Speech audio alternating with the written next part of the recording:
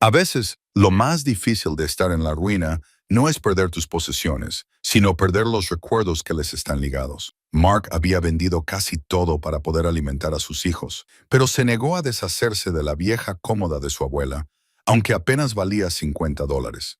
Era solo un mueble pesado de roble con la madera rayada y los cajones pegajosos, pero le recordaba la bondad de su abuela en los momentos difíciles. Una noche, mientras limpiaba el cajón inferior, notó algo extraño en la base. Era más gruesa de lo que debería. Cuando la abrió, lo que encontró dentro cambió su vida para siempre. Pero ¿por qué lo había escondido su abuelo? ¿Y qué más no le había contado su familia? Antes de continuar, dinos desde dónde nos estás escuchando. Y si esta historia te conmueve, asegúrate de suscribirte, porque mañana tengo algo muy especial para ti. Mark Brenner estaba sentado en la mesa de su cocina a las 3 de la madrugada, mirando la notificación de desahucio por tercera vez esa noche. Tenía 52 años y ahí era donde le había llevado la vida. El papel temblaba ligeramente en sus manos, no exactamente por miedo, sino por el agotamiento profundo que le provocaban 2 años de lucha contra viento y marea en una batalla que parecía destinado a perder. El apartamento estaba en silencio, salvo por el zumbido del viejo frigorífico y el ocasional crujido del edificio al asentarse. Su hija Chloe tenía 16 años y dormía en la habitación que compartía con su hermano Preston, de 14. Mark les había cedido el único dormitorio de verdad, mientras él se conformaba con el sofá-cama del salón. No era gran cosa, pero era su hogar. O lo había sido hasta que llegó este aviso: 3 meses de retraso en el pago del alquiler.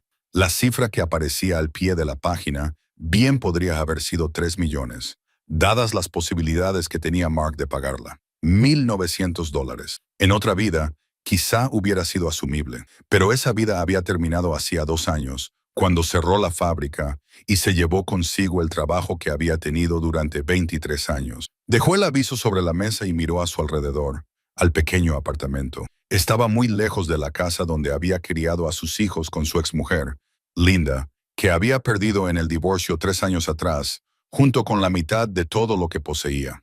Linda se había vuelto a casar en menos de un año con un dentista llamado Gregory, que vivía a 2 pueblos de distancia, en una casa con jardín y garaje para 2 coches. Los niños lo visitaban cada 2 fines de semana, y Mark intentaba no pensar en el contraste entre sus 2 hogares. La sala de estar estaba ahora vacía. Había vendido el televisor hacía 6 meses. Los muebles buenos habían desaparecido uno a uno durante el último año. Primero, el sillón reclinable de cuero que le había regalado su padre. Luego la mesa de centro que había hecho la madre de Linda. Después, la estantería que había albergado su colección de revistas de carpintería. Lo que quedaba era temporal, prestado o demasiado inservible como para venderlo. Un sofá desgastado, 2 sillas plegables en la mesa de la cocina, una lámpara que había encontrado en un mercadillo. Pero en la esquina junto a la pared, cerca de la ventana, estaba la cómoda de su abuela. Era una pieza sólida, de roble macizo, con 6 cajones y tiradores de latón que se habían oxidado hasta adquirir un tono verde apagado. El acabado estaba rayado y desgastado. La madera se había oscurecido con el paso del tiempo y las capas de barniz aplicadas durante décadas. No era bonita según los estándares modernos. Era demasiado pesada, demasiado anticuada y ocupaba demasiado espacio en un apartamento ya de por sí pequeño. La semana anterior, un anticuario le había ofrecido $50 por ella, tras mirarla con la expresión impasible de alguien que ha visto miles de piezas similares. $50. Mark casi había aceptado. Dios sabe que necesitaba el dinero, pero allí de pie en la tienda, viendo cómo el anticuario pasaba la mano con desdén por la superficie que su abuela había pulido todos los domingos después de la misa, algo se le encogió en el pecho. Murmuró una excusa y volvió a cargar la cómoda en la camioneta que le había prestado Harold. Harold Finch era el amigo más antiguo de Mark, un cartero jubilado de unos 60 años que vivía en el apartamento de abajo. Había sido él quien sugirió vender la cómoda en primer lugar, no por crueldad, sino por motivos prácticos. Harold había visto cómo la situación de Mark se deterioraba mes tras mes. Les había prestado dinero que probablemente no volvería a ver. Les había subido la compra por las escaleras con excusas casuales sobre haber comprado demasiado en la tienda. Eres demasiado orgulloso para tu propio bien, le había dicho Harold después de que Mark regresara con la cómoda todavía en la camioneta. Solo es un mueble, pero no era solo un mueble, y ambos lo sabían. Mark se levantó y se acercó a la cómoda, pasando la mano por el borde superior. Su abuela, Dorothy, había tenido este mueble desde que él tenía uso de razón.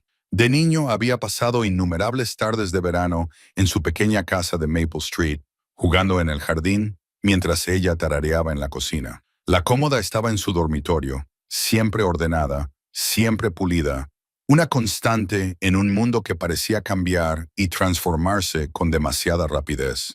Ella había criado sola al padre de Mark después de su muerte. El abuelo de Mark murió en un accidente industrial en 1949. Mark nunca conoció a su abuelo, Walter.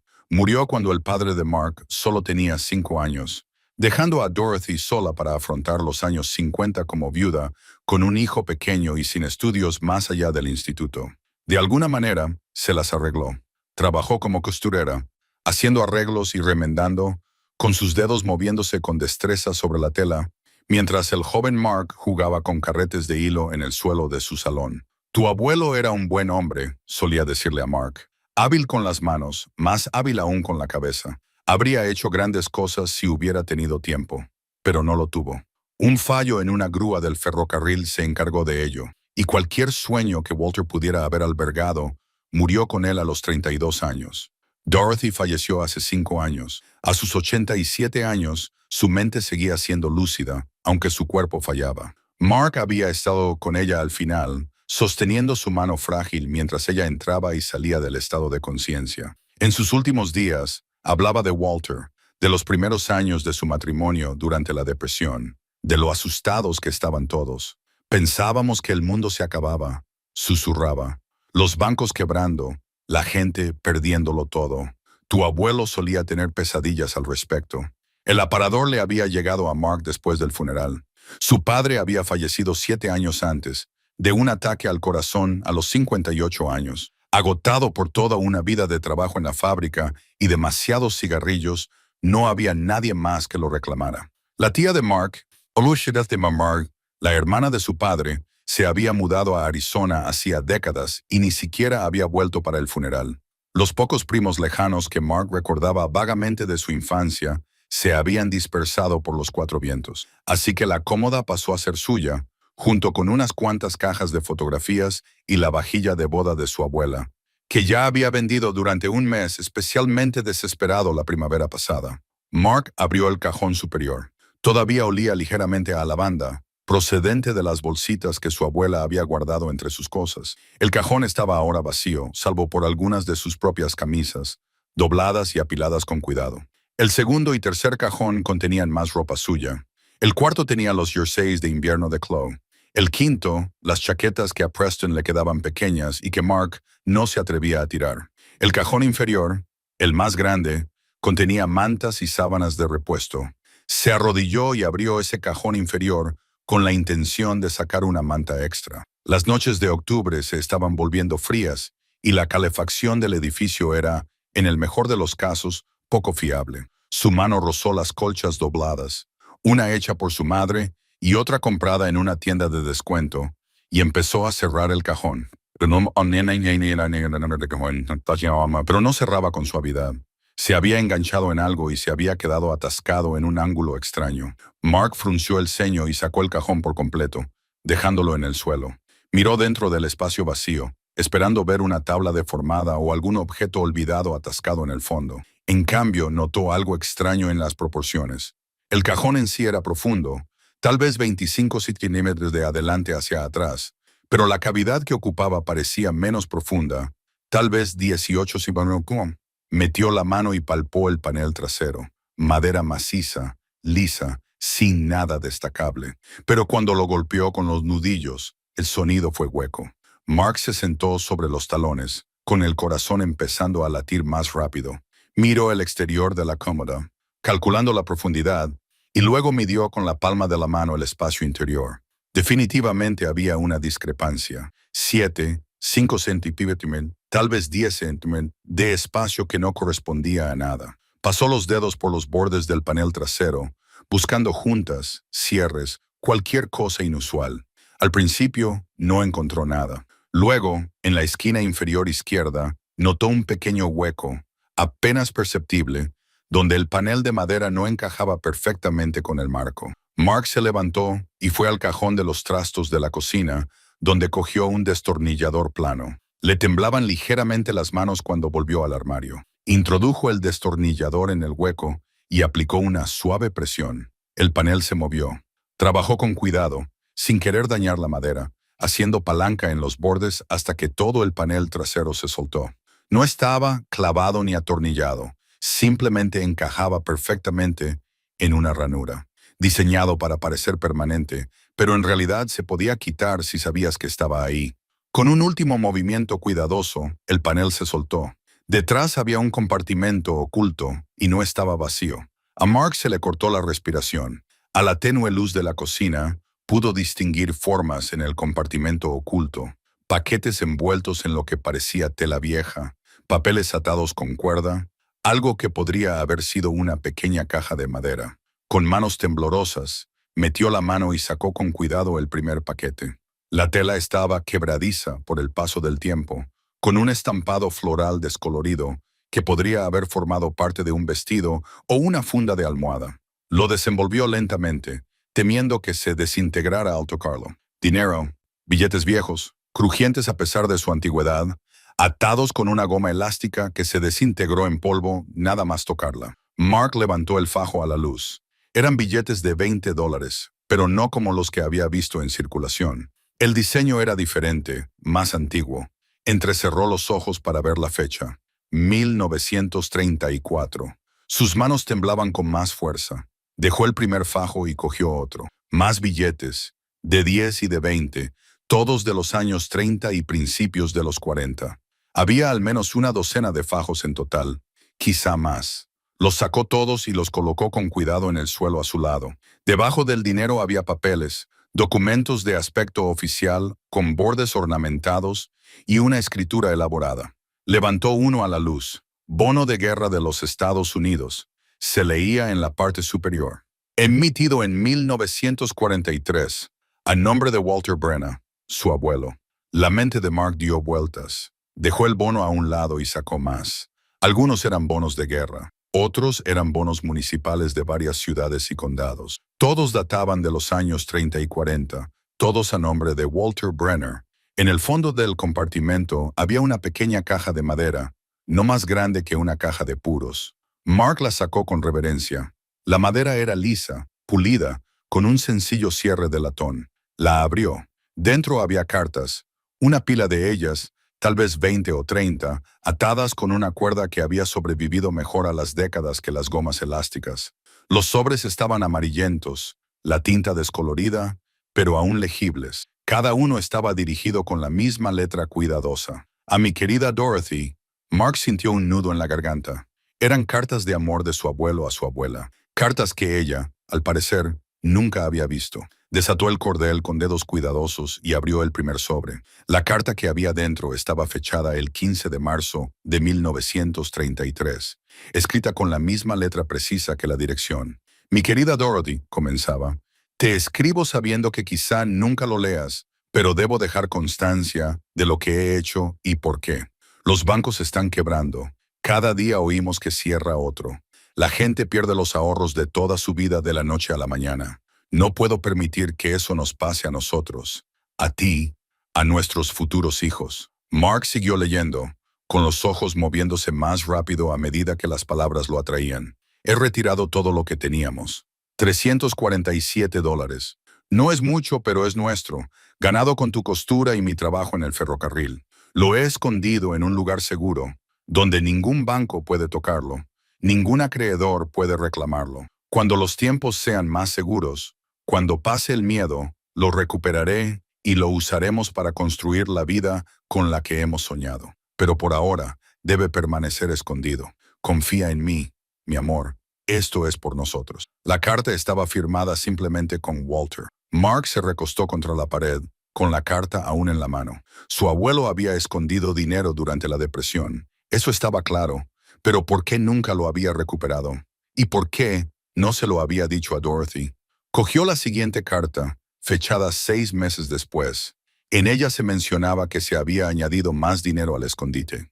Otros $80 ahorrados gracias a las horas extras. El tono era esperanzador. Lo peor parece estar pasando, había escrito Walter. Pronto te mostraré lo que he hecho. Te reirás de mi precaución, pero también te alegrarás de ella. Mark revisó rápidamente varias cartas más, cada una de las cuales documentaba las adiciones a los ahorros ocultos. En 1935, Walter había acumulado más de $1,200 durante esos años. También había comenzado a comprar bonos, creyendo que eran más seguros que el dinero en efectivo. Las cartas continuaron hasta finales de la década de 1930 y durante los años de la guerra. Walter escribía sobre su trabajo, sobre sus esperanzas para el futuro, sobre el hijo que habían tenido en 1944, el padre de Mark. El pequeño Raymond tendrá oportunidades que nunca habíamos soñado, prometía una carta. Este dinero lo garantizará. Una buena educación, una vida mejor. Pero no hubo más cartas después de 1949. Mark sabía por qué. Su abuelo había muerto en abril de ese año en un accidente con una grúa. Tenía 32 años, su hijo solo 5. Mark cogió la última carta de la pila. La fecha le oprimió el pecho. 14 de abril de 1949, el día antes de que Walter muriera. Dorothy, mi amor, decía, mañana te lo contaré todo. He guardado este secreto durante demasiado tiempo. Pensaba que tenía que ahorrar más para esperar el momento perfecto. Pero Raymond está creciendo y tenemos que pensar en su futuro ahora, no algún día. El dinero está escondido en tu cómoda, la que compramos en la subasta hace 5 años. La modifiqué yo mismo, creando un falso fondo en el cajón inferior. Te reirás cuando veas lo sencillo que es. La carta continuaba. Ahora hay casi $3,000 en efectivo, además de los bonos que he estado comprando. Si me pasara algo, y no niegues con la cabeza, los accidentes ocurren en el astillero. Estarás protegido. Raymond estará protegido. Debería habértelo dicho hace años. Pero seguía pensando en añadir un poco más. Hacerlo perfecto. Perdona mi precaución. Mañana lo celebraremos. Mañana todo cambiará. La carta terminaba con una sencilla declaración de amor y estaba firmada con el nombre de Walter. Mark la leyó 2 veces y una tercera con los ojos ardientes. Mañana todo cambiará. Pero mañana su abuelo había muerto, aplastado cuando se rompió el cable de una grúa. Y nunca había tenido la oportunidad de contarle a Dorothy lo del dinero escondido. Ella había criado a su hijo sola, trabajando como costurera, haciendo arreglos, luchando por llegar a fin de mes.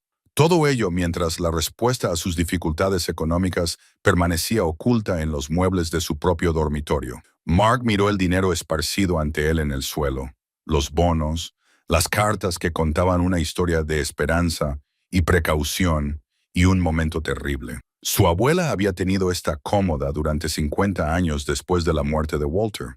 La había trasladado de casa en casa, la había pulido con cariño, había guardado su ropa en ella y nunca lo había sabido. La tragedia se apoderó de Mark como un peso. Su padre había crecido en la pobreza, había trabajado en fábricas toda su vida y había muerto a los 58 años sin haber conocido nunca la tranquilidad ni la comodidad. Todo por culpa de un accidente que ocurrió un día antes de tiempo. Mark recogió las cartas con cuidado y las devolvió a su caja. Apiló el dinero en montones ordenados y contó los bonos. Había 18 de diferentes denominaciones. No tenía ni idea de cuánto valían ahora. Ni siquiera sabía si la moneda de la época de la depresión seguía siendo válida. Los bonos meteorológicos de la década de 1940 aún podían canjearse. Pero allí sentado en el suelo de su apartamento a las 3:30 de la madrugada, con una orden de desahucio sobre la mesa de la cocina y sus hijos durmiendo en la habitación de al lado, Mark comprendió una cosa con claridad. Su abuelo había intentado salvar a su familia. Había escondido ese dinero para protegerlos del caos de su época, con la intención de revelarlo cuando llegara el momento adecuado. Ese momento nunca había llegado para Walter, pero finalmente había llegado para Mark. Miró el sólido mueble, que había guardado el secreto durante 76 años. Luego miró el compartimento secreto, ahora vacío, salvo por el polvo y las sombras. Sus manos habían dejado de temblar. Algo parecido a la esperanza, frágil pero real, comenzó a brotar en su pecho. Mark no durmió. No podía. Se sentó a la mesa de la cocina mientras amanecía sobre la ciudad. El contenido del compartimento secreto se extendía ante él como artefactos de una excavación arqueológica. De vez en cuando cogía uno de los fajos, sentía su peso e intentaba comprender lo que tenía en las manos. Solo el dinero en efectivo le llenaba de una mezcla de asombro e incertidumbre. Lo había contado 3 veces, pasando cuidadosamente los dedos por billetes que eran más viejos que su padre. En total, eran 23 fajos, la mayoría de 20, algunos de 10 y unos pocos de 50. El total ascendía a $2,847. En 1949, eso habría sido suficiente para comprar una casa. Ahora, podría cubrir 2 meses de alquiler y facturas atrasadas, si es que aún era válido. Mark no tenía ni idea de si una moneda de 70 años de antigüedad aún se podía gastar, o si había que cambiarla de alguna manera, o si era papel sin valor. Los bonos eran más misteriosos. 18 certificados, cada uno con un valor específico y una fecha de vencimiento. Mark intentó entenderlos, pero el lenguaje financiero le superaba. Términos como valor nominal e interés acumulado nadaban en su cerebro agotado. Algunos habían vencido en la década de 1950, otros en la de 1960. ¿Significaba eso que ahora no tenían ningún valor, que habían caducado como un cupón viejo o que seguían ganando valor de alguna manera? Cogió su teléfono y empezó a buscar. ¿Siguen siendo válidos los antiguos bonos de ahorro? Los resultados eran confusos, llenos de sitios web del gobierno con densos párrafos sobre los bonos de la serie E y los procedimientos de reembolso. Descubrió que algunos bonos dejaban de devengar intereses después de 30 años, pero aún podían canjearse. Otros podían tener reglas diferentes. Necesitaría a un experto. Las cartas las había leído y releído hasta casi memorizarlas. La voz de su abuelo se reflejaba en cada línea. Sincera, esperanzada, esforzándose por hacer lo correcto por su familia. La última carta, escrita el día antes de su muerte, era la más difícil de leer. Mañana todo cambiará. La cruel ironía de esas palabras pesaba en el pecho de Mark. A las 6:00, oyó movimiento en el dormitorio. Preston salió primero, con el pelo erizado en todas direcciones y los 2 pantalones cortos del pijama subidos hasta los tobillos. Había crecido 7,5 centímetros en el último año y Mark no había podido permitirse comprar ropa nueva para seguirle el ritmo. «Te has levantado temprano», murmuró Preston, dirigiéndose al frigorífico. Se detuvo al ver la mesa. «¿Qué es todo eso?» Mark había cubierto rápidamente la mayor parte con un paño de cocina cuando oyó la puerta, pero Preston era perspicaz. Su hijo se quedó allí, con el cartón de leche en la mano, mirando la esquina de una vieja factura que asomaba por debajo del paño. «Son solo unos papeles viejos», dijo Mark. «Los encontré en la cómoda de la abuela Dorothy». «Los papeles viejos no suelen hacerte mirar así», observó Preston. «¿Cómo qué? Como si hubieras visto un fantasma o ganado la lotería, o ambas cosas». Mark esbozó una sonrisa cansada. «Ve a prepararte para el colegio. Yo prepararé el desayuno». Preston dudó. Luego se encogió de hombros y se retiró al cuarto de baño. Mark oyó que la ducha se ponía en marcha un momento después. Recogió todo con cuidado y lo devolvió al compartimento oculto, colocando el panel trasero falso en su sitio. Su secreto por ahora, hasta que comprendiera lo que tenía y lo que significaba. Chloe salió 20 minutos más tarde, ya vestida, con la mochila colgada al hombro. Había heredado el cabello oscuro y espeso de su madre y los ojos grises de su padre. A los 16 años, se estaba convirtiendo en alguien a quien Mark a veces apenas reconocía, una persona segura de sí misma, ingeniosa, ya pensando en universidades que probablemente no podría permitirse. Lo observó al otro lado de la mesa, mientras se servía cereales en un bol. «Tienes muy mal aspecto». «Gracias, cariño». «¿Has dormido algo?» «No mucho». Comió en silencio durante un momento y luego dijo en voz baja: «Puedo conseguir un trabajo. McDonald's está contratando. Ya tengo la edad suficiente». «No». La voz de Mark fue firme. «Céntrate en los estudios. Ese es tu trabajo. Papá, llevamos 3 meses de retraso en el alquiler. Te oí hablar por teléfono con el señor Kaswolski la semana pasada». Lo miró a los ojos. «No soy tonta. Sé que las cosas van mal». Mark sintió que algo se rompía en su pecho. Tenía 16 años. Debería preocuparse por las notas, los amigos y los bailes de fin de curso, no por si tendrían un techo sobre sus cabezas. «Yo me encargo». Él preguntó: «¿Cómo?».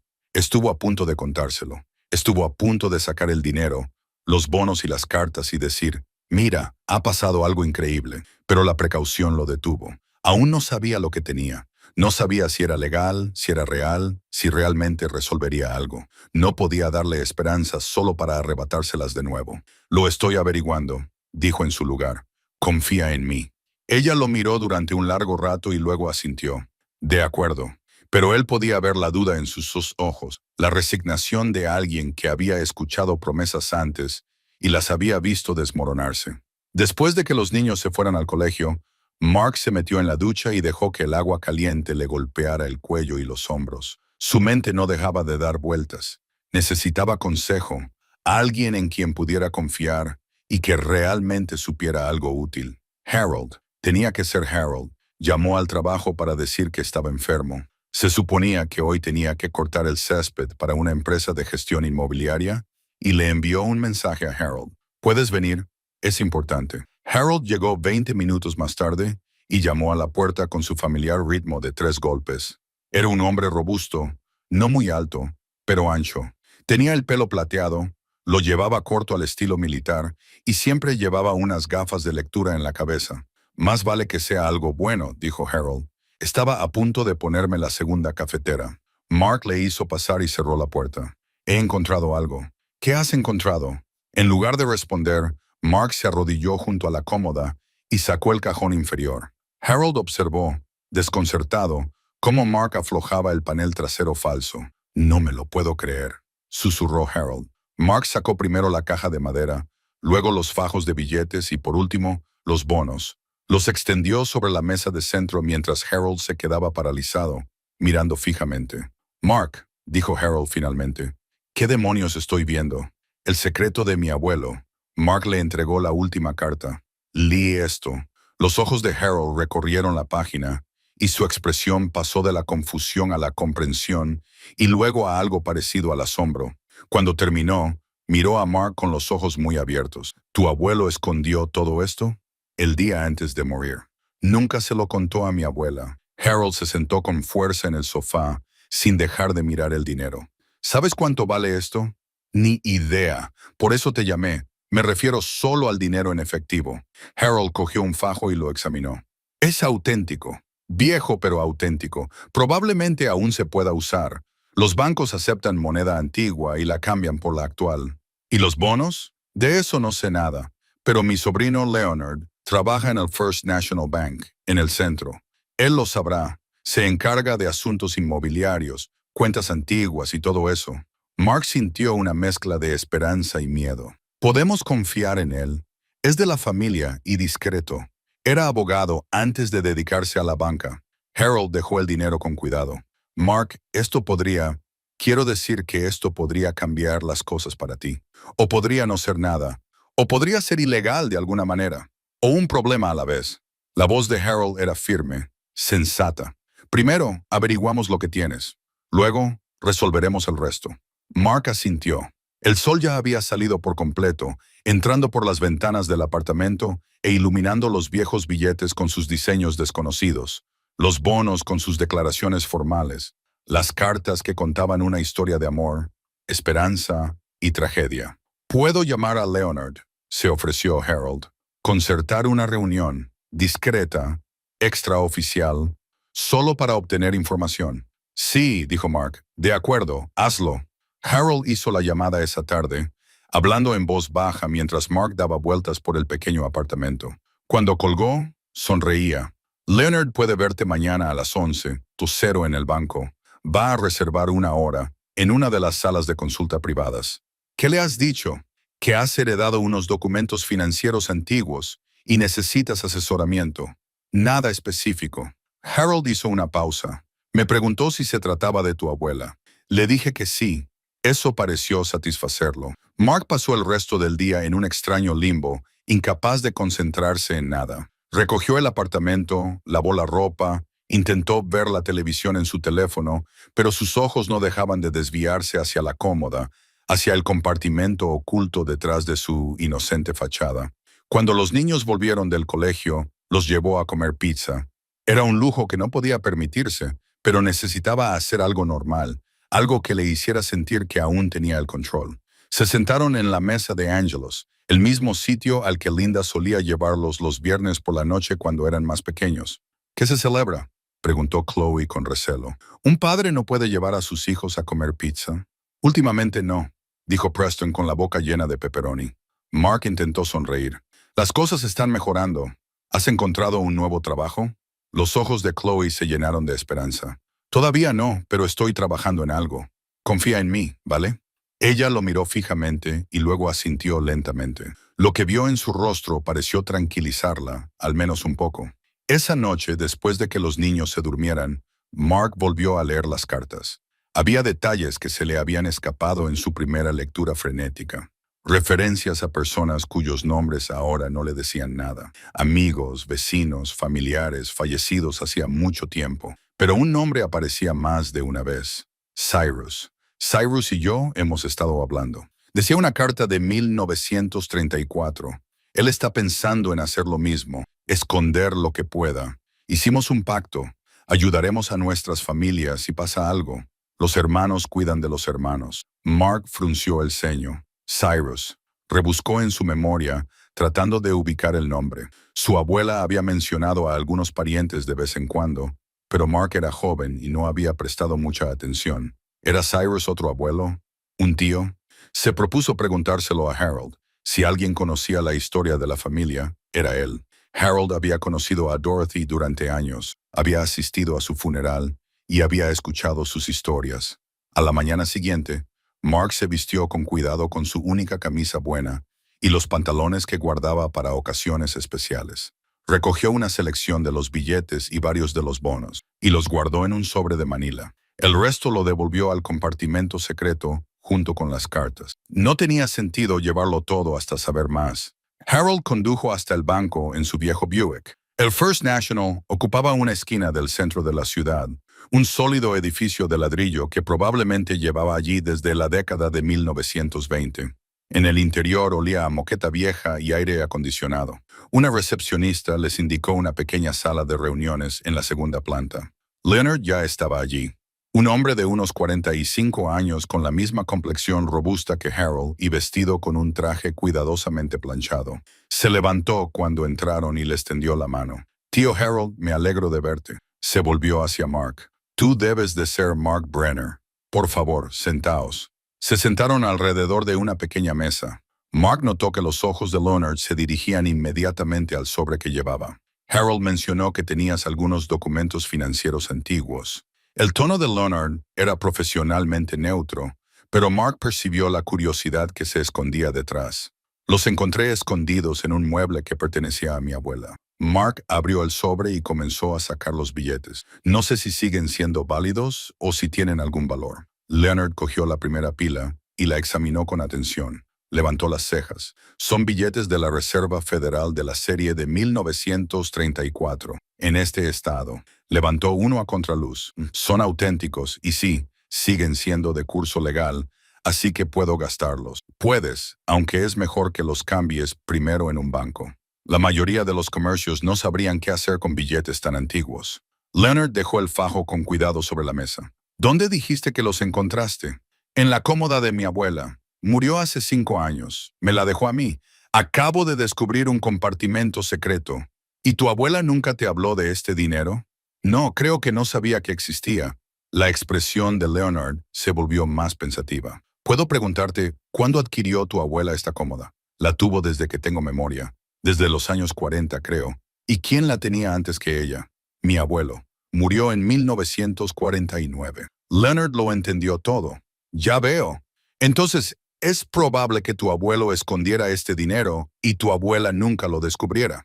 «Eso es lo que dicen las cartas». Mark dudó y luego sacó una de las cartas, no la última, sino una anterior que explicaba la situación básica. Se la entregó a Leonard. Leonard la leyó lentamente y su expresión se volvió más comprensiva con cada línea. Cuando terminó, la dejó con cuidado sobre la mesa. Su abuelo era un hombre sabio. Mucha gente lo perdió todo cuando los bancos quebraron a principios de los años 30. No era raro guardar dinero en efectivo en casa. Hizo una pausa. «Es trágico que nunca llegara a decírselo. ¿Puedes decirme cuánto vale esto?» «¿El dinero en efectivo?» Leonard hizo un rápido cálculo mental.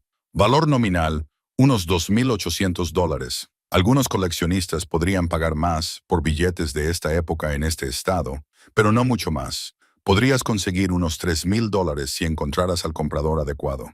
A Mark se le encogió un poco el corazón. $3,000. Resolvería su crisis inmediata, pagaría el alquiler atrasado y les permitiría seguir viviendo allí unos meses más. Pero no era la cantidad que cambiaría su vida y que había empezado a esperar. Entonces Leonard cogió uno de los bonos. Su expresión cambió. Lo estudió con atención, le dio la vuelta, examinó el sello y las firmas. Luego cogió otro y otro. «Son diferentes», dijo en voz baja. «¿En qué sentido?» «Son bonos de ahorro de la serie E. Básicamente, bonos de guerra vendidos para financiar el esfuerzo bélico». Leonard sacó su teléfono y empezó a escribir. «El valor nominal es de $50, pero estos bonos acumulan intereses con el tiempo. Incluso después de su vencimiento, pueden seguir ganando valor en determinadas circunstancias». Mark se inclinó hacia adelante. «¿Cuánto valor?» Leonard se quedó en silencio un momento, leyendo algo en su teléfono. Varía según la fecha de emisión y la fecha de vencimiento. Este es de 1943. Hizo algunos cálculos. Si nunca se ha canjeado con todos los intereses acumulados, estamos hablando de entre 4 y 6 veces el valor nominal. Por lo tanto, este bono de $50 puede valer potencialmente $300, quizá más. Necesitaría un especialista para darte las cifras exactas. Leonard miró los otros bonos esparcidos sobre la mesa. ¿Cuántos tiene? 18 en total, de diferentes importes. Leonard abrió mucho los ojos. ¿Puedo verlos todos? Mark sacó el resto. Leonard examinó cada uno metódicamente, tomando notas en un bloc de notas. El silencio se prolongó. El pulso de Mark latía con fuerza en sus oídos. Finalmente, Leonard dejó el bolígrafo y levantó la vista. «Señor Brenner, no puedo darle cifras precisas sin consultar a nuestro especialista en rescate de bonos, pero basándome en estos valores nominales y fechas de emisión, estamos hablando de entre $40,000 y $50,000, posiblemente más». La habitación pareció inclinarse. ¿50,000? Es una estimación aproximada. Podría ser más, podría ser ligeramente menos, pero sí, en ese rango. Mark se recostó en su silla con las manos temblorosas. $50,000. No era suficiente para jubilarse, pero sí para todo lo demás. Pagar las deudas, crear un fondo para la universidad, respirar por primera vez en 2 años. ¿Qué tengo que hacer? Su voz sonaba ronca. En primer lugar, le recomiendo que consulte a un abogado especializado en sucesiones. Asegúrese de que no haya complicaciones legales con la herencia. Entonces, podremos comenzar el proceso de rescate. Llevará algún tiempo. El papeleo del gobierno siempre lo lleva, pero es sencillo. Leonard sacó una tarjeta de visita y escribió un nombre en el reverso. Phyllis Cunningham. Se encarga de derecho sucesorio. Muy minuciosa, muy digna de confianza. Dígale que le envío yo. Mark cogió la tarjeta con los dedos entumecidos. Gracias. No sé qué decir. Diga que tendrá cuidado. Si se corre la voz, es posible que aparezcan parientes de la nada. La expresión de Leonard era amable, pero seria. La gente hace cosas extrañas cuando hay dinero de por medio. Harold, que había permanecido en silencio durante toda la conversación, finalmente habló. A Mark no le queda mucha familia. La familia de su abuela es bastante pequeña. Aún así, Leonard dijo, «La discreción es tu mejor aliada en este caso». Se dieron la mano y Mark y Harold salieron del banco en unos días. En el aparcamiento, Harold soltó un largo suspiro. $50,000, dijo. «Si es real, si no hay complicaciones». «Es real, Mark. Has visto su cara. Sabe de lo que habla». Mark miró el sobre que tenía en las manos, los bonos que representaban la desesperada esperanza de su abuelo, el desconocido legado de su abuela. «Tengo que llamar a este abogado», dijo. Harold le dio una palmada en el hombro. «Paso a paso, amigo mío, paso a paso». Mark llamó a Phyllis Cunningham esa tarde.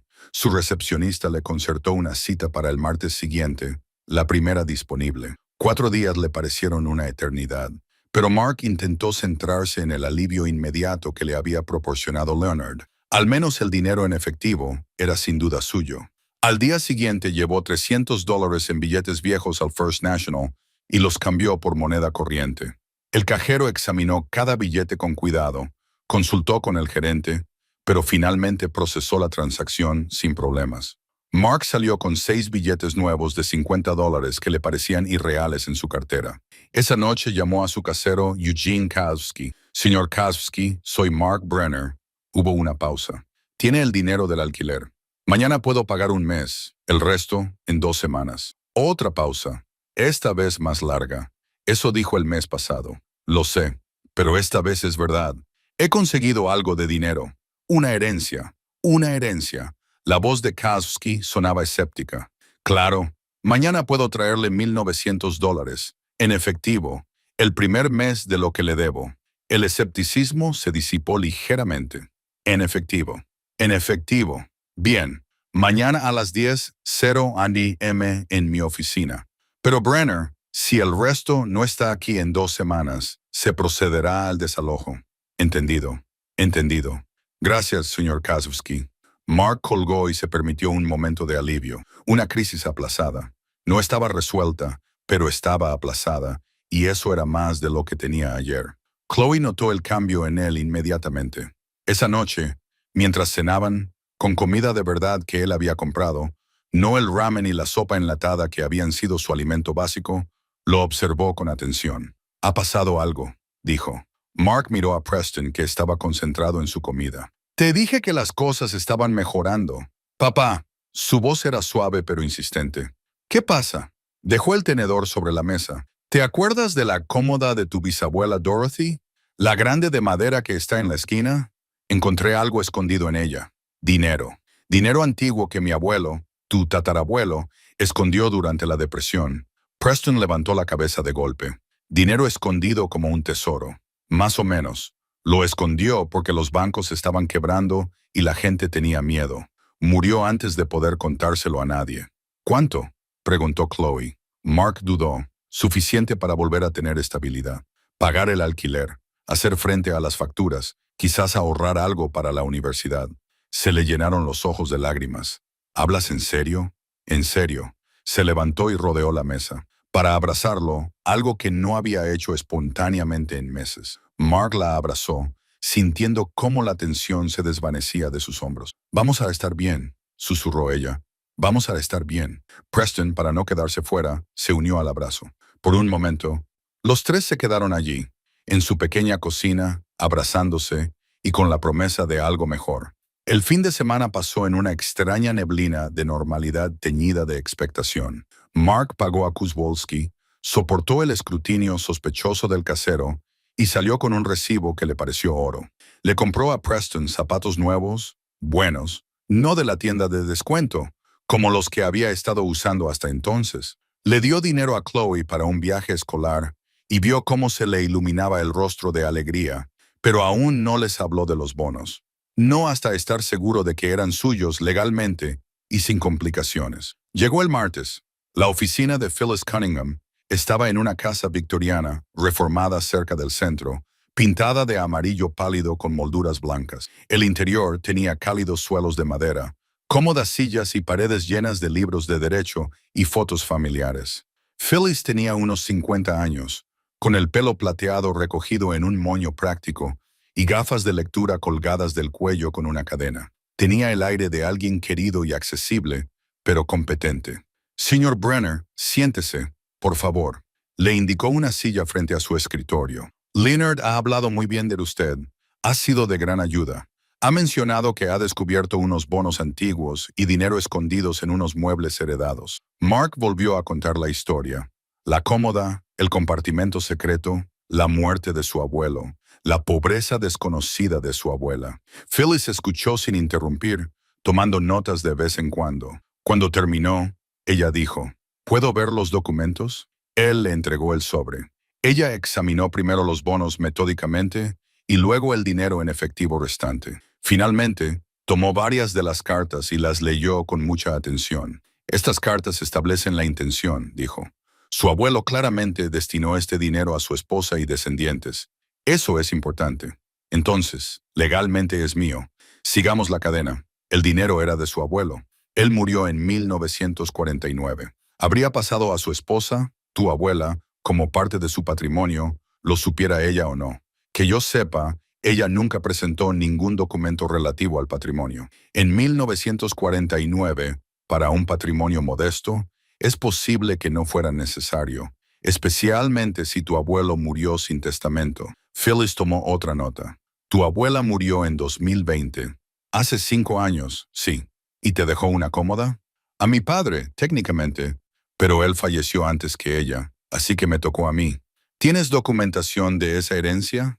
Mark sacó una carpeta en la que había traído una copia del sencillo testamento de su abuela, o en el que se enumeraban sus posesiones que iban a parar a su hijo o a sus descendientes, el certificado de defunción de su padre, la factura de venta cuando guardó la cómoda en un almacén brevemente antes de mudarse a su apartamento actual. Phyllis lo revisó todo y luego asintió. Es sencillo. La propiedad pasó de tu abuelo a tu abuela, de tu abuela a tu padre, de tu padre a ti. El hecho de que el dinero estuviera escondido no cambia la cadena legal de herencia. Mark se sintió aliviado.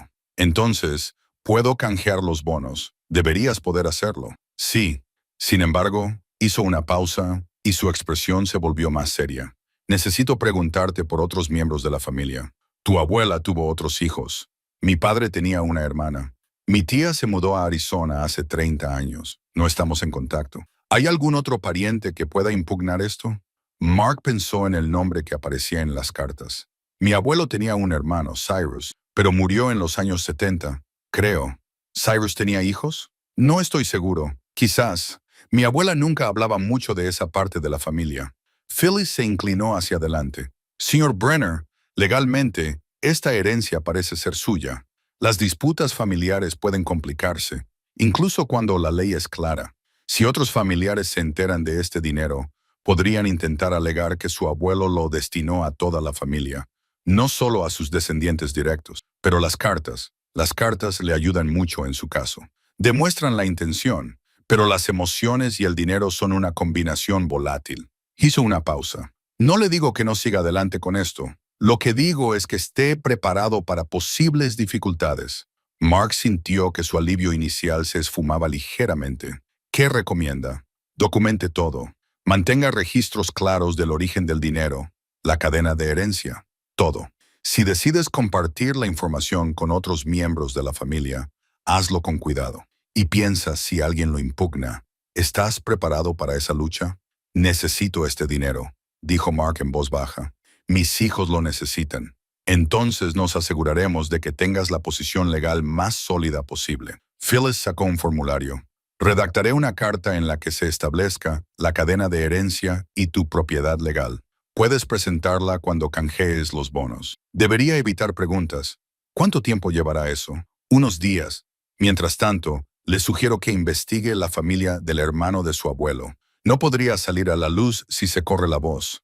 Mark salió de la oficina sintiéndose a la vez validado y ansioso. El dinero era suyo, probablemente, a menos que alguien decidiera lo contrario. Esa noche, le preguntó a Harold por Cyrus. Se sentaron en el apartamento de Harold, con el café enfriándose entre ellos. Harold frunció el ceño, recordando.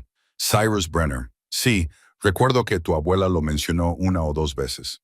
¿Hubo algún tipo de desencuentro después de la muerte de tu abuelo? ¿Qué tipo de desencuentro? No conozco los detalles, pero tengo la impresión de que Cyrus le pidió a tu abuela dinero que ella no tenía. Eso creó rencor. Harold se encogió de hombros. ¿Por qué? Mark le contó lo de las cartas en las que se mencionaba Cyrus. Necesito saber si tuvo hijos, si siguen vivos. Puedo preguntar por ahí. Es un pueblo bastante pequeño. Alguien lo recordará. Harold lo consiguió 3 días después. Llegó al apartamento de Mark con una lista escrita a mano y una expresión sombría. Encontré información sobre Cyrus, dijo, acomodándose en el sofá. No fue difícil. Solo tuve que hablar con algunos veteranos en el VFW. Mark se sentó frente a él, con la tensión acumulándose en su estómago. Y Cyrus tenía 2 hijos, una hija llamada Irene y un hijo llamado Floyd. Floyd murió hace unos 10 años, pero Irene sigue viva. Vive en Mordale, a unos 20 metros de aquí. ¿Alguien más? Floyd tenía 3 hijos. 2 hijas se mudaron fuera del estado, pero su hijo Clarence sigue viviendo aquí. Trabaja en la tienda de neumáticos de la Ruta 9. Mark asimiló la información. Primos que nunca había conocido. Ni siquiera sabía que existían. ¿Averiguaste algo sobre la pelea? Harold asintió lentamente. Según Jerry Whitman, tiene 86 años. Conocía a los dos hermanos. Cyrus fue a ver a Dorothy justo después de la muerte de Walter. Le preguntó si Walter había dejado dinero. Dorothy le dijo que no. Apenas llegaban a fin de mes. Cyrus se enfadó. Dijo que Walter le había hablado de esconder dinero. Dorothy pensó que estaba siendo cruel, que intentaba darle falsas esperanzas. Tuvieron una gran pelea. La familia se dividió después de eso. Así que Cyrus sabía lo del dinero escondido, aparentemente, pero no sabía dónde estaba escondido. Mark sintió frío, lo que significa que si lo descubren, yo lo descubrí. Podrían pensar que tienen derecho a reclamarlo. Sí, la expresión de Harold era comprensiva. ¿Qué vas a hacer? No lo sé. Phyllis dijo que legalmente es mío, pero también me advirtió sobre las disputas familiares. Podrías simplemente guardar silencio, cobrar los bonos, no decírselo a nadie. Mark lo había considerado, pero también había pasado los últimos días pensando en las cartas de su abuelo, en la intención detrás del dinero escondido. Walter había mencionado a Cyrus con afecto. Los hermanos se cuidan entre sí, había escrito. Tengo que pensarlo, dijo Mark. Esa tarde, mientras los niños estaban en el colegio, Mark volvió a sacar todas las cartas. Las leyó en orden cronológico, prestando atención a cada mención de Cyrus. La imagen que surgió fue la de dos hermanos muy unidos, que se apoyaron mutuamente durante los peores años de la depresión. Una carta de 1936 le llamó especialmente la atención. Cyrus perdió sus ahorros cuando su padre descubrió su escondite y se los quitó para pagar sus deudas de juego. Está devastado. Le prometí que ayudaría a su familia si le pasaba algo. Eso es lo que hacen los hermanos. Mark se recostó en su silla, preocupado. Su abuelo había hecho una promesa. Pero eso fue en 1936. ¿Seguía sintiendo lo mismo en 1949? La última carta solo mencionaba contárselo a Dorothy, solo asegurar el futuro de su propio hijo. Seguía dándole vueltas a esto cuando Chloe llegó a casa. Lo encontró en la mesa, con las cartas esparcidas y la cabeza entre las manos. «Papá, ¿estás bien?» Él levantó la vista, absorto en sus pensamientos. Ella se sentó frente a él para hablar del dinero, de si realmente era todo suyo. Él le explicó lo de Cyrus, la división de la familia, los primos que nunca había conocido. Chloe escuchó con atención, con expresión pensativa. «¿Qué dicen las cartas?», preguntó. ¿Quería el bisabuelo Walter compartirlo con su hermano? Al principio quizá, más tarde, no estoy seguro. Pero tú lo heredaste legalmente, ¿no? Eso es lo que dijo el mentiroso. Sí, y es tuyo. Su voz era firme. Papá, lo necesitamos. Yo lo necesito. Preston lo necesita. Te has estado matando por cuidar de nosotros. Por fin ha pasado algo bueno. No lo regales por culpa. No es tan sencillo. ¿Por qué no? ¿Alguna vez estos primos se pusieron en contacto con nosotros? ¿Nos ayudaron cuando estábamos pasando apuros? ¿Sabían siquiera que existíamos? Mark no tenía respuesta para eso. Ella tenía razón. Ninguno de ellos había mantenido el contacto con su rama de la familia. Solo quiero hacer lo correcto, dijo en voz baja. Chloe se acercó y le apretó la mano. Cuidar de tus hijos es lo correcto. Pasaron 3 días más. Phyllis llamó para decir que la documentación estaba lista. Se presentó el papeleo para el rescate del bono. El proceso tardaría varias semanas, pero la maquinaria ya estaba en marcha. Mark cambió más dinero de la antigua moneda y pagó el segundo mes de alquiler atrasado. Cous lo aceptó con menos escepticismo esta vez, aunque seguía mirando a Mark como si esperara que fuera falso. Entonces, el sábado por la mañana, sonó el teléfono de Mark. Número desconocido, prefijo local. Hola, ¿es Mark Brenna? Una voz de mujer, anciana, insegura. Sí, ¿quién es? Me llamo Irene Brenner. Creo que podríamos ser primos. El corazón de Mark se detuvo. ¿Cómo ha conseguido mi número? Espero que no le importe. Vi a Leonard Finch en la iglesia el domingo pasado. Me comentó que había estado allí con unos documentos antiguos de la familia. Cuando oí su nombre, bueno, Brenner no es muy común por aquí. Y recordé que mi padre hablaba de que su hermano Walter tenía un hijo. Mark se hundió en una silla. ¿De qué quiere hablar, si le parece bien? Tengo 73 años, señor Brenna, y me he pasado toda la vida preguntándome por la ruptura familiar, por lo que realmente ocurrió. Leonard no me contó los detalles, por supuesto, pero me dijo, encontraste algo en los muebles de tu abuela. Había algo en su tono. No era exigente, ni agresivo. solo cansado y curioso. Encontré algo, admitió Mark. ¿Era el dinero del que siempre hablaba mi padre? ¿El dinero que, según él, Walter había escondido? Sí, siguió él el silencio. Entonces, ¿puedo preguntarle si también encontró cartas? Mi padre dijo que Walter escribió cartas al respecto. Sí. ¿Lo harías? Su voz se quebró ligeramente. ¿Estarías dispuesto a reunirte para hablar? No quiero nada de ti, señor Berrier. Solo quiero entender lo que pasó. Mi padre murió creyendo que su hermano lo había traicionado. Me gustaría saber la verdad. Mark pensó en las cartas, en el afecto entre los hermanos antes de que la tragedia y los malentendidos los separaran, en la promesa de su abuelo de ayudar a la familia de Cyrus. De acuerdo, dijo. Podemos vernos. Gracias. El alivio inundó su voz. Hay un restaurante en Main Street, Murphy's. ¿Lo conoce? Lo conozco. Martes por la mañana, a las 10, 0. Allí estaré. Después de colgar, Mark se quedó mirando su teléfono. Harold le había advertido que se correría la voz.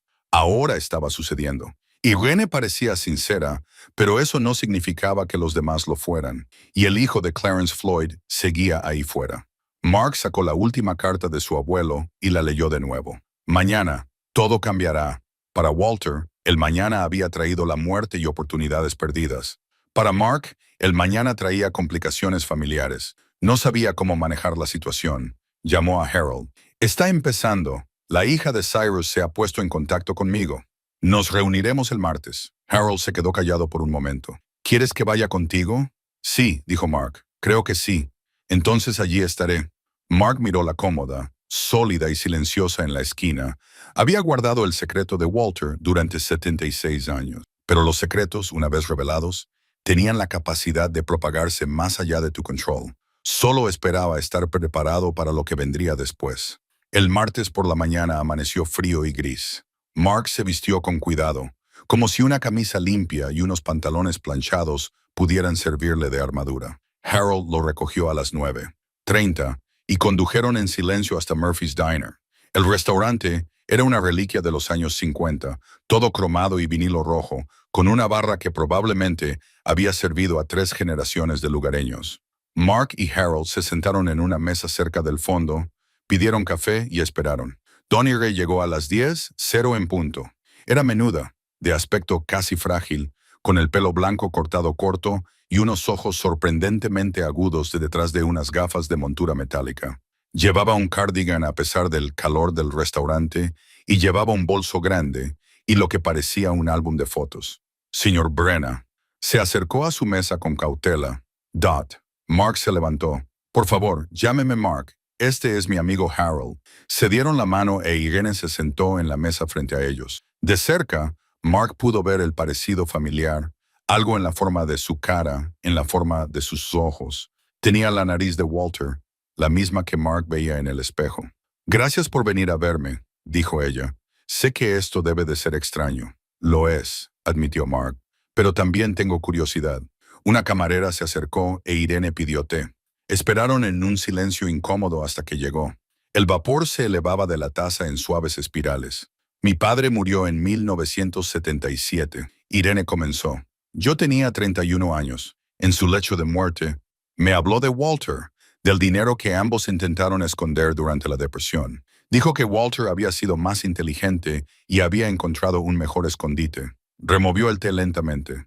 También me habló de la pelea con tu abuela. Se arrepintió hasta su último aliento. ¿No sabía dónde estaba escondido el dinero?, preguntó Mark. No, al parecer, Walter nunca le contó los detalles, solo que él había tenido éxito donde mi padre había fracasado. Irene levantó la vista y miró a Mark a los ojos. Mi padre no murió siendo rico. El señor Brenner trabajó en las fábricas toda su vida. Murió con deudas médicas y poco más. Mi hermano Floyd también pasó apuros. Murió joven, como muchos hombres de la familia Brenner. La tristeza en su voz era genuina. Mark sintió que sus defensas se ablandaban ligeramente. Lo siento, dijo. Todos tenemos nuestras cargas. Ella abrió el álbum de fotos y lo giró para que Mark pudiera verlo. La primera página mostraba a 2 jóvenes, con los brazos alrededor de los hombros del otro, sonriendo a la cámara. Son Walter y Cyrus, en 1928. Tenían 21 y 19 años. Mark se quedó mirando la fotografía. Su abuelo parecía tan joven, tan vivo, tan lleno de esperanza. A su lado, Cyrus tenía la misma sonrisa pícara, el mismo orgullo de clase trabajadora en su postura. Irene pasó las páginas lentamente. Más fotografías. Los hermanos en una feria del condado, de pie junto a una vieja camioneta, sentados en un porche con botellas de cerveza en la mano. En todas las imágenes parecían inseparables. Se querían mucho, dijo Irene con sencillez. Mi padre nunca superó esa pérdida. Mark sacó su propio sobre. Traje copias de las cartas. Pensé que tal vez querrías verlas. Las manos de Irene temblaban mientras las tomaba. Leyó la primera lentamente, luego la segunda. Las lágrimas comenzaron a deslizarse por sus mejillas. Se las secó con una servilleta, pero siguió leyendo. Cuando terminó, miró a Mark con los ojos enrojecidos. A él sí le importaba. Mi padre no se equivocaba en eso. No, Mark asintió. No se equivocaba. ¿Puedo preguntar? Irene juntó las manos sobre la mesa. ¿Cuánto había? Mark dudó, mirándola con tristeza. Harold asintió levemente. Unos 3,000 en efectivo, 18 bonos que ahora valen mucho más, y legalmente son tuyos. Mi abogado dice que sí. Pasó por herencia de mi abuelo a mi abuela, a mi padre y a mí. Irene asintió lentamente. Tiene sentido. No estoy aquí para cuestionar eso, Mark. Solo quería saber la verdad, entender lo que realmente pasó. Mark sintió un gran alivio. Gracias por decir eso. Mis hijos ya son mayores y les va bien. Mi marido me dejó una pensión decente. No necesito dinero. Sonrió con tristeza. Pero necesitaba saber que mi padre no estaba loco ni era cruel. Que realmente había dinero escondido. Que Walter realmente había querido ayudarnos. Hablaron durante otra hora. Irene compartió historias sobre Cyrus, sobre crecer sabiendo que la mitad de su familia los había repudiado. Mark compartió lo que recordaba de Dorothy, de la abuela que nunca supo del tesoro escondido en sus propios muebles. Es una tragedia en todos los sentidos, dijo Irene finalmente. Walter tratando de proteger a su familia, muriendo demasiado pronto. Dorothy luchando mientras la respuesta estaba en su dormitorio. Mi padre amargado y enfadado, sin entender nunca nada. 76 años de malentendidos, añadió Harold en voz baja. Irene recogió sus cosas para marcharse. Escribió su número de teléfono en una servilleta y la deslizó por la mesa. Si alguna vez quieres volver a hablar, o si quieres conocer a mis hijos, a ellos les encantaría saber más sobre esta parte de la familia. Me gustaría, dijo Mark, sorprendiéndose a sí mismo por lo mucho que lo deseaba. Salieron juntos y se quedaron en el aparcamiento mientras el frío viento de noviembre azotaba a su alrededor. Irene abrazó a Mark, un abrazo rápido y un poco incómodo, y luego se subió a su coche y se marchó. Ha ido mejor de lo que esperaba, dijo Harold. Sí. Mark vio cómo desaparecían las luces traseras, pero ella mencionó a un hermano. Floyd también tenía hijos. Clarence, confirmó Harold, el de la tienda de neumáticos. ¿Crees que él será tan comprensivo? La expresión de Harold respondió antes que sus palabras. Irene tenía la confesión que su padre le hizo en su lecho de muerte. Conocía la historia familiar. Había tenido décadas para hacer las paces con ello. Clarence, no sé qué sabe ni qué cree que se le debe. Condujeron de vuelta al apartamento de Mark en un silencio pensativo. Mark se sentía mejor por haber conocido a Irene, por haber compartido las cartas con ella, pero ahora también se sentía expuesto. Se había corrido la voz. El secreto se estaba difundiendo. Esa noche, mientras Mark preparaba la cena, sonó su teléfono. Otro número desconocido. Hola, ¿es Mark Brenner? Una voz masculina, áspera y agresiva. ¿Quién llama? Clarence Brenner. Creo que tienes algo que pertenece a mi familia. A Mark se le hizo un nudo en el estómago. No sé de qué estás hablando. ¿Cómo que no? Mi primo me llamó. Dijo que usted encontró el dinero que mi abuelo y el suyo escondieron juntos. Dijo que se lo está quedando todo. No lo escondimos juntos. Era el dinero de mi abuelo y los muebles de mi abuela. Mi abuelo tenía los mismos derechos sobre ello. Eran socios. Hicieron un pacto. Eso no es lo que dicen las cartas. No me importa lo que digan unas cartas antiguas. La voz de Clarence se elevó. La mitad de ese dinero es nuestro. Mi abuelo murió pobre porque la familia de Walter se quedó con lo que debería haberse repartido. Eso no es cierto. Mi abuela ni siquiera lo sabía. Tienes dos opciones, primo. Repartirlo equitativamente o me convierto en un mentiroso. Y créeme, conozco a abogados que pueden alargar esto durante años. La línea se cortó. Punto. Mark se quedó con el teléfono en la mano, temblando. Al otro lado de la habitación, la cómoda estaba en su rincón, inocente y silenciosa. La fuente de todo este caos. Su teléfono vibró. Un mensaje de texto de un número desconocido. Esto no ha terminado. Mark llamó a Phyllis Cunningham a primera hora del miércoles por la mañana. La recepcionista le pasó la llamada inmediatamente cuando explicó que era urgente. Clarence Brenner se ha puesto en contacto conmigo, dijo Mark sin preámbulos. Está amenazando con emprender acciones legales. Dime exactamente lo que te ha dicho. Mark le contó la llamada telefónica y el mensaje de texto. Phyllis escuchó sin interrumpir, y él podía oírla escribir notas. No tiene base legal, dijo ella cuando terminó. El dinero lo escondió tu abuelo y era propiedad de tu abuelo. La cadena de herencia está clara y documentada. Pero él dijo, ya sé lo que dijo. La gente amenaza con demandas todo el tiempo, señor Brenner. Muy pocos llegan a adelante, especialmente cuando tienen casos débiles. Hizo una pausa. Dicho esto, incluso una demanda frívola cuesta dinero defenderla. Es una táctica de intimidación común. Mark sintió un nudo en el pecho. No puedo permitirme una batalla legal, que es exactamente con lo que él cuenta. Quiere asustarte lo suficiente como para que llegues a un acuerdo. Su voz se suavizó. ¿Estás dispuesto a luchar si es necesario? Mark pensó en los sueños universitarios de Chloe, en los zapatos gastados de Preston, en la notificación de desahucio que había aparecido el fin del mundo solo 2 semanas antes. Sí, dijo, lucharé. Bien, no respondas a más llamadas ni mensajes de texto suyos. A partir de ahora, toda la comunicación pasará por mí. Redactaré una carta en la que se establezca tu posición legal y se la enviaré. A veces eso es suficiente para que la gente se eche atrás. Después de colgar, Mark se sentó a la mesa de la cocina sintiéndose vacío. Harold subió 1 hora más tarde, echó un vistazo al rostro de Mark y puso una cafetera. ¿Clarence?, preguntó Harold. Mark asintió. Phyllis dice que no tiene caso, pero incluso luchar contra una mala demanda cuesta dinero. ¿Cuánto quiere? No lo dijo exactamente, pero cree que la mitad del dinero debería ser suyo porque su abuelo y el mío eran socios. Harold resopló. Socios en el miedo durante la depresión. Quizás eso no los convierte en socios comerciales. Intenta decirle eso a Clarence. Se quedaron sentados en silencio durante un momento. Entonces Harold dijo, ¿y si le ofreces algo? No la mitad, pero algo para que se vaya. Phyllis dijo que no negociara directamente. Sé lo que dijo Phyllis, pero los abogados piensan en términos legales. A veces, la solución humana es diferente de la legal. Harold se inclinó hacia adelante. Vas a recibir unos $60,000, ¿verdad? ¿Y si le ofrecieras $5,000? 10. Lo suficiente para sentirte generoso, pero no tanto como para arruinarte. Mark lo había considerado. La idea de darle algo a Clarence le molestaba. Ese hombre no había hecho más que amenazarle. Pero la alternativa eran meses de batallas legales, estrés e incertidumbre. Déjame hablar con Phyllis sobre ello, dijo Mark finalmente. La llamó esa misma tarde. Para su sorpresa, ella no descartó la idea de inmediato. El acuerdo siempre es una opción, dijo.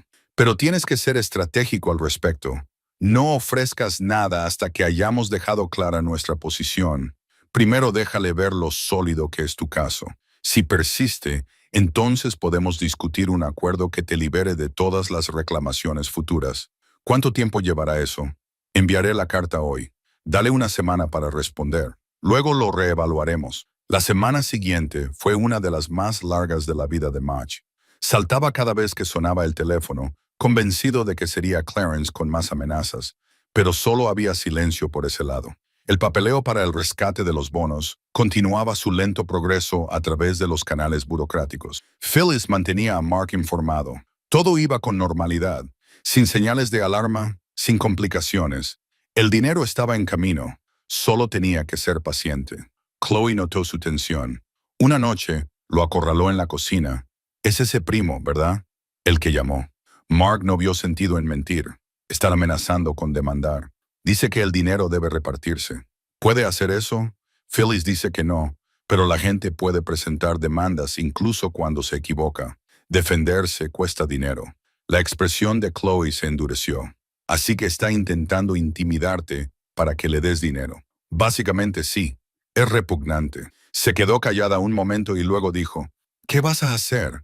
Esperar a ver si se echa atrás. Si no, quizá le ofrezca algo pequeño, solo para acabar con esto. No deberías tener que hacer eso. No, pero a veces hacer lo que no deberíamos hacer es más fácil que luchar. Entonces lo abrazó, feroz y repentino. Eres un buen padre. Pase lo que pase, recuérdalo. Una semana después, Phyllis llamó. Recibí una respuesta de Clarence Brenner, en realidad de su abogado. A Mark se le encogió el corazón. Ha contratado a un abogado. Parece ser su cuñado, que se dedica a casos de menor cuantía. La carta es... Hizo una pausa y Mark pudo oír el crujir del papel. Está mal argumentada. Afirma que tu abuelo y su abuelo tenían un acuerdo verbal de asociación para reunir recursos. No hay pruebas de ello más allá de las cartas en las que mencionan que hablaron de ocultar dinero. Entonces, ¿qué pasa ahora? He redactado una respuesta refutando sus afirmaciones punto por punto. Pero Mark, creo que podría ser el momento de considerar un acuerdo. No porque vayamos a perder, sino porque este hombre parece desesperado. Las personas desesperadas hacen cosas impredecibles. ¿Qué recomiendas? $5,000 con una renuncia firmada que te exima de cualquier reclamación futura. Preséntalo como un gesto familiar, no como una concesión legal. Mark hizo los cálculos en su cabeza. 5,000 de 60,000 le dejaban 55,000, una cantidad que aún le cambiaría la vida. Suficiente para todo lo que necesitaba. De acuerdo, dijo. Intentémoslo. Phyllis concertó una reunión para el martes siguiente. Mark, Harold y Phyllis se reunirían con Clarence y su abogado en la oficina de Phyllis. Un terreno neutral, un entorno profesional, todo documentado. La noche antes de la reunión, Mark no pudo dormir. Se levantó a las 2:00 AM y se quedó mirando la cómoda, pasando la mano por su superficie rayada. Estoy intentando hacer lo correcto por todos, le susurró al recuerdo de su abuelo que guardaba. Tu hijo, tu hermano, ambas familias. Espero que eso sea lo que tú hubieras querido. La cómoda, como siempre, guardó silencio. El martes por la mañana amaneció despejado y frío. Mark se vistió de nuevo con su mejor ropa. Se sentía como si se estuviera preparando para una batalla. Harold se reunió con él en la planta baja y juntos se dirigieron a la oficina de Phyllis. ¿Estás listo para esto?, preguntó Harold. No, pero lo haré de todos modos. Phyllis los recibió en la puerta y los acompañó a la sala de conferencias. Clarence y su abogado llegarían en cualquier momento. Recuerda, déjame hablar a mí. Si intenta involucrarte directamente, mantén la calma. Lo intentaré. Lo harás bien. Ella le apretó el hombro. Estás siendo más generoso de lo que la mayoría de la gente sería. 5 minutos más tarde, la recepcionista hizo pasar a 2 hombres. El primero era Rumpled, de mediana edad, con un maletín gastado, claramente el cuñado abogado. El segundo era Clarence. Tenía la edad de Mark, quizá unos años menos, pero parecía mayor.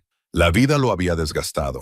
Mark lo veía en las profundas arrugas alrededor de sus ojos, las canas entremezcladas con su cabello y la postura defensiva de sus hombros encorvados. Llevaba ropa de trabajo manchada en las rodillas y tenía las manos callosas y manchadas de aceite. Sus miradas se cruzaron al otro lado de la sala de reuniones. En ese momento, Mark vio algo inesperado. No solo ira, sino dolor. Un profundo dolor generacional. No se trataba solo de dinero. Se trataba de 76 años de heridas familiares que nunca habían sanado. Tomaron asiento a ambos lados de la mesa de reuniones. Phyllis hizo las presentaciones, con un tono profesional y frío. El abogado de Clarence, un hombre llamado Gerald Voss, dejó su maletín sobre la mesa con un golpe que pareció deliberadamente agresivo. Vamos al grano, dijo Voss. Mi cliente cree que tiene derecho a la mitad del dinero y los bonos descubiertos por el señor Brenner. Phyllis abrió la carpeta con calma. Su cliente no tiene derecho a nada. El dinero fue escondido por Walter Brenner y la propiedad es de Walter Brenner. Pasó a mi cliente a través de una herencia legal clara. Walter y Cyrus Brenner tenían una sociedad. Una conversación informal sobre los temores mutuos durante la depresión no es una sociedad legal. Phyllis deslizó un documento por la mesa. Esta es la cadena de herencia completamente documentada. Esta es la última carta de Walter Brenner en la que establece su intención de mantener a su esposa o de hijo, pero no a la familia de su hermano. El jefe cogió la carta. La leyó. Su expresión se agrió. A su lado, Clarence se inclinó hacia adelante para ver cómo se le tensaba la mandíbula. Mi abuelo murió en la pobreza, dijo Clarence de repente, con voz áspera, solo en una residencia del condado. Trabajó toda su vida y no tenía nada. Mi padre. Su voz se quebró ligeramente. Mi padre murió a los 49 años de un ataque al corazón provocado por el estrés. Lo enterramos en un cementerio barato porque no podíamos permitirnos nada mejor. Mark sintió las palabras como golpes físicos. Lo siento. Tu familia se quedó con todo. La cómoda, la casa, todo lo que había. Nosotros no nos quedamos con nada. Y ahora encuentras este dinero y crees que puedes quedártelo todo. Mi abuela no se quedó con todo, dijo Mark en voz baja. Crió a mi padre sola trabajando como costurera. Murió en una residencia de ancianos con Medicaid. Mi padre trabajó en fábricas toda su vida y murió a los 58 años. Nadie en mi familia prosperó, Clarence, pero tú te quedaste con los muebles. Te quedaste con lo que estaba escondido por casualidad, porque mi abuela guardó un mueble durante 50 años, sin saber nunca lo que había dentro. Moss carraspeó. Independientemente de las dificultades individuales, el hecho es que Cyrus Brenner tenía un acuerdo con Walter Brenner. Mi cliente merece una compensación. Tu cliente no merece nada legalmente, dijo Phyllis. Sin embargo, hizo una pausa y miró a Mark. Él asintió. Mi cliente está dispuesto a ofrecer un acuerdo, no como una concesión legal, sino como un gesto familiar. Clarence entrecerró los ojos. ¿Cuánto? $5,000 a cambio de una renuncia firmada que exima al señor Brenner de todas las reclamaciones futuras. ¿$5,000? La voz de Clarence se elevó. Eso es insultante. El total es 60,000 y me estás ofreciendo 5. El total es 60,000 que legalmente pertenece a mi cliente, dijo Phyllis con firmeza. Esta oferta es generosa, no obligatoria. El jefe se inclinó para susurrarle algo a Clarence. Mark podía verlos discutir en voz baja. Clarence, sacudiendo la cabeza, gesticulando bruscamente. Harold, que había estado en silencio hasta ahora, tomó la palabra. Clarence, ¿puedo mostrarte algo? Todos se volvieron para mirarlo. Harold sacó una fotografía, la de 1948, en la que aparecían ambas familias juntas. La puso en medio de la mesa. Ese es tu abuelo, Cyrus, dijo Harold, señalándolo. Y ese sí es Walter. Esta foto fue tomada un año antes de que Walter muriera. Un año antes de la pelea que dividió a vuestras familias. Clarence se quedó mirando la fotografía. Mark observó cómo cambiaba su expresión. La ira dio paso a algo más complicado. Se querían, continuó Harold. Eran hermanos. Se apoyaron mutuamente durante la peor catástrofe económica que ha vivido este país. Y entonces un malentendido, un terrible y trágico malentendido, los separó. Miró a Clarence y luego a Mark. Vosotros dos sois primos. Sois de la misma generación que perdió a sus padres demasiado jóvenes, que vio cómo su familia luchaba por salir adelante. Este dinero no puede reparar 76 años de dolor, pero tampoco tiene por qué crear más. La habitación quedó en silencio. La mano de Clarence se movió hacia la fotografía, sus dedos trazando el contorno del rostro de su abuelo. Nunca lo conocí, dijo Clarence en voz baja. Murió cuando yo tenía 3 años. Mi padre apenas hablaba de él, excepto para decir que la otra parte de la familia nos había engañado. Mi abuela tampoco hablaba mucho de Cyrus, dijo Mark. Solo decía que había habido una pelea que nunca entendió. Murió pensando que tu abuelo había sido cruel al acusarla de esconder dinero, pero en realidad no lo sabía. Realmente no lo sabía. Luchó toda su vida mientras la respuesta estaba en su dormitorio. Clarence cogió la fotografía y la miró más de cerca. Aquí parecen felices. Lo eran, dijo Mark. Según las cartas, estaban muy unidos. Tu abuelo tuvo mala suerte, su padre encontró y se llevó el dinero que había escondido.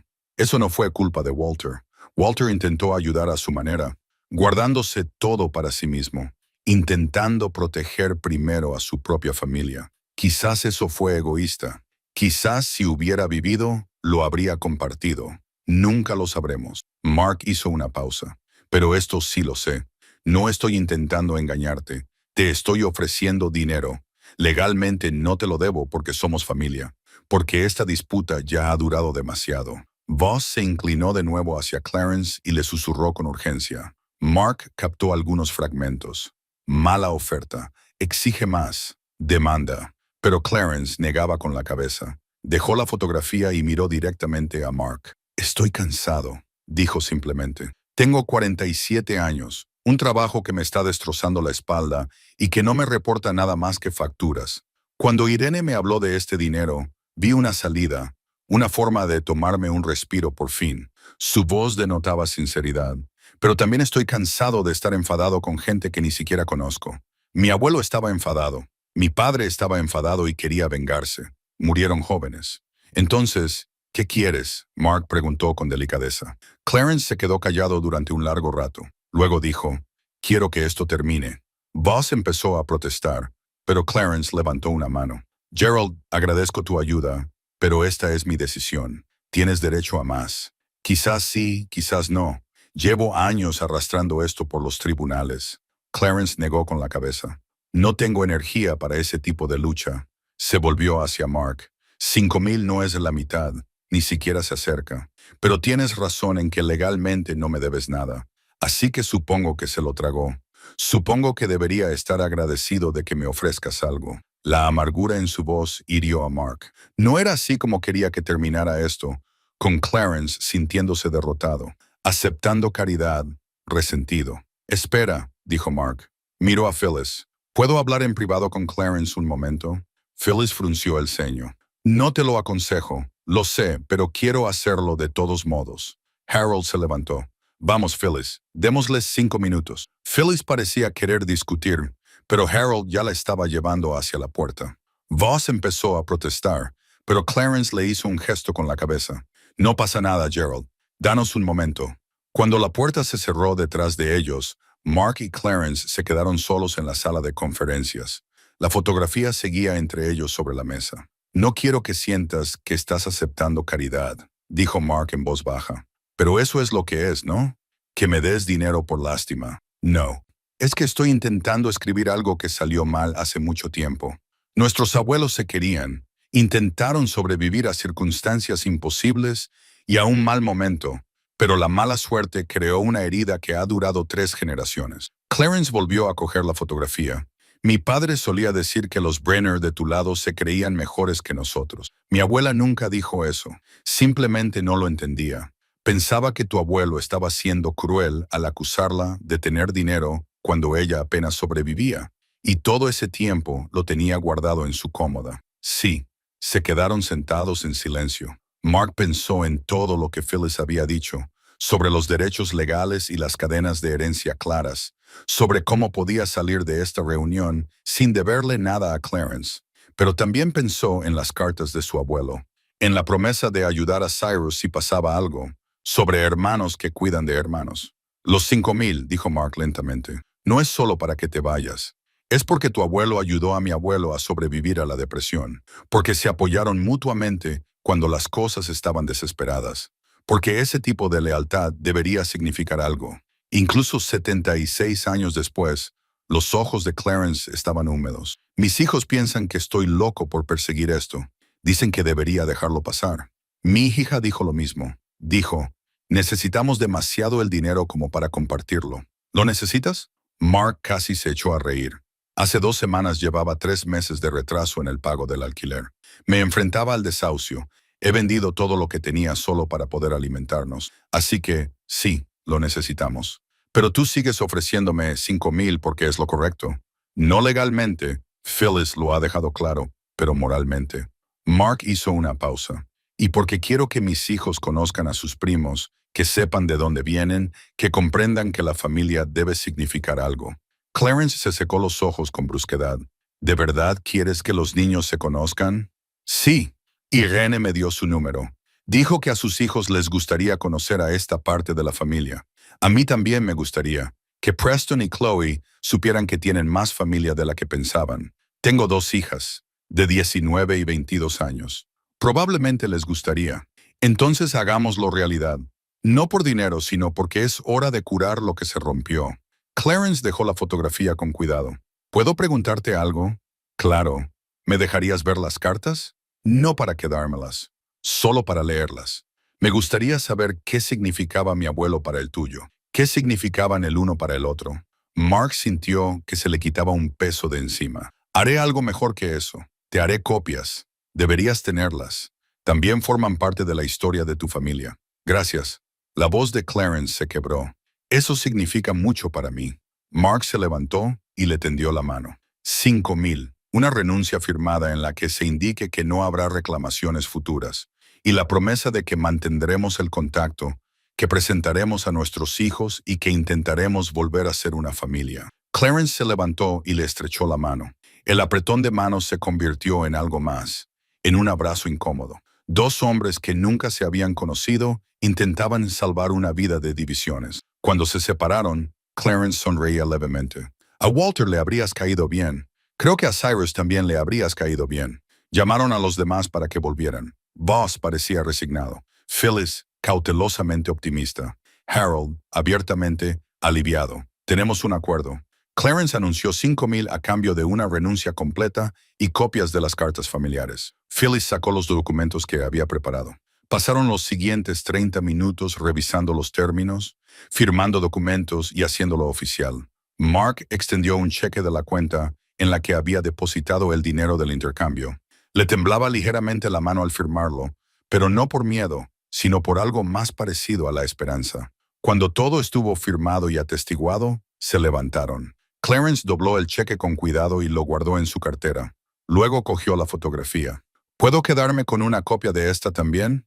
Quédate con esa, dijo Harold. Yo tengo el original. Clarence abrió mucho los ojos. ¿Estás seguro? Estoy seguro. Salieron juntos a la fría tarde de noviembre. En el aparcamiento, Clarence se dio la vuelta. Mark, gracias. No solo por el dinero, sino por todo lo demás. Gracias por estar dispuesto a poner fin a esto.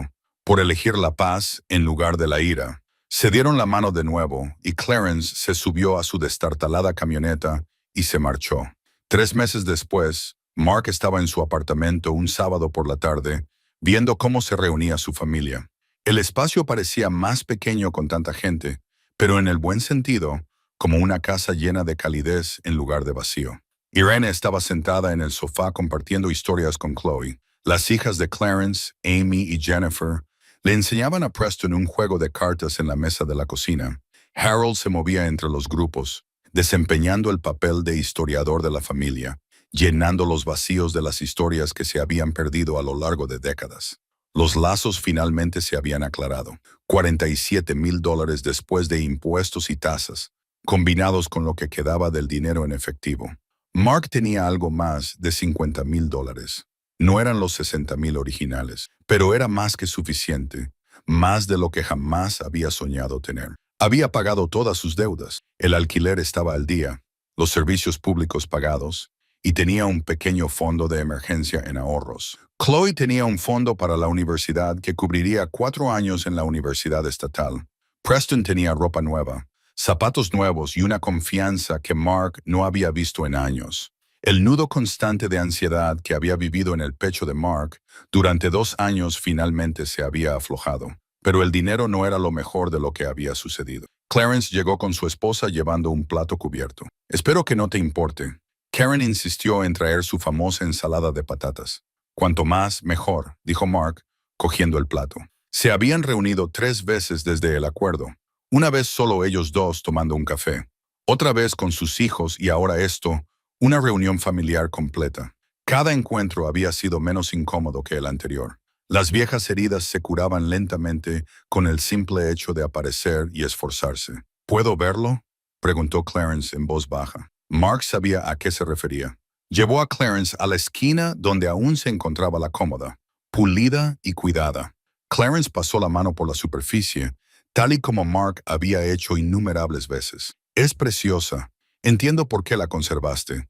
Guardó un secreto durante 76 años. Me parecía mal deshacerme de ella. Clarence se arrodilló y abrió el cajón inferior. ¿Me lo enseñas? Mark sacó el cajón y con cuidado levantó el panel trasero falso. El compartimento estaba vacío ahora, pero Clarence lo miró como si estuviera contemplando algo sagrado. Estaban muy asustados, dijo Clarence en voz baja. Ambos temían perderlo todo. Sin embargo, sobrevivieron y de alguna manera, estamos aquí gracias a ellos. Sí. Clarence cerró el panel y volvió a colocar el cajón. A mi abuelo le habría gustado esto.